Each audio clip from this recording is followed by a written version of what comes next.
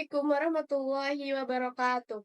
Kami dari kelompok 2. Di sini kami akan memaparkan tentang bisnis kami yang bergerak pada bidang makanan, yang nama produknya itu Bromsel. Sebelumnya, perkenalkan nama saya Mila Safira Rahman dan rekan saya.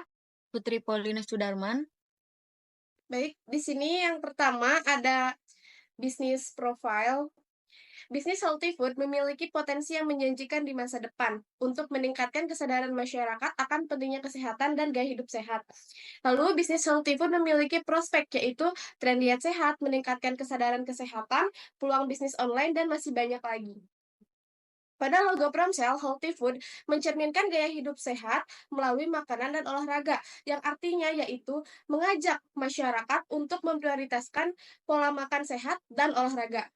Pada STP proses healthy food, yaitu mencakup beberapa proses, di antaranya yang pertama yaitu mengidentifikasi konsumen, lalu yang kedua melakukan segmentasi pasar, dan yang terakhir yaitu mempromosikan produk sehat kepada konsumen. Untuk yang berikutnya, tentang BMC akan dibacakan oleh rekan saya yaitu Putri. Baik, terima kasih untuk teman saya, Nila. Di sini saya akan melanjutkan memaparkan mengenai bisnis model kanvas atau BMC, dari bisnis yang akan kami jalankan, yaitu Promshell. Untuk yang pertama itu ada key partner.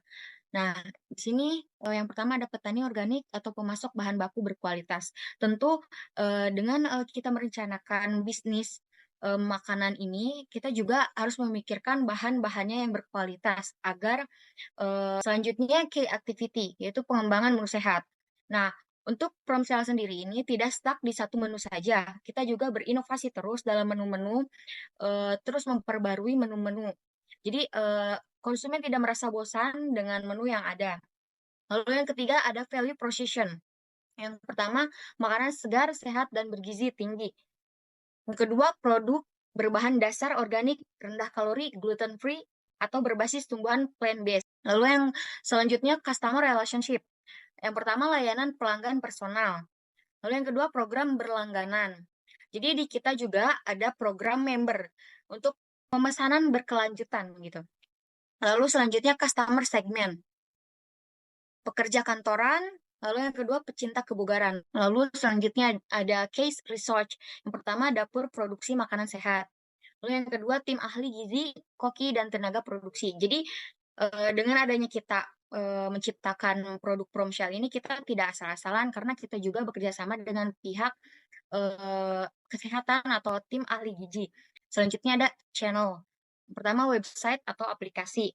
Yang kedua media sosial. Nah, jadi kita juga mempermudahkan konsumen atau pelanggan ketika ingin memesan makanan kepada kita, kita juga mempermudah melalui sosial media. Sosial yang sekarang sedang booming. Selanjutnya ada cost structure. Yang pertama biaya bahan baku seperti sayur, buah, protein dan lain-lain. Lalu selanjutnya ada revenue stream. Yang pertama penjualan langsung makanan sehat, produk siap saji atau catering sehat. Nah, yang kedua layanan berlangganan paket makanan mingguan atau bulanan. Tentunya mungkin itu sih yang bisa saya paparkan mengenai BMC. Selanjutnya silakan rekan saya.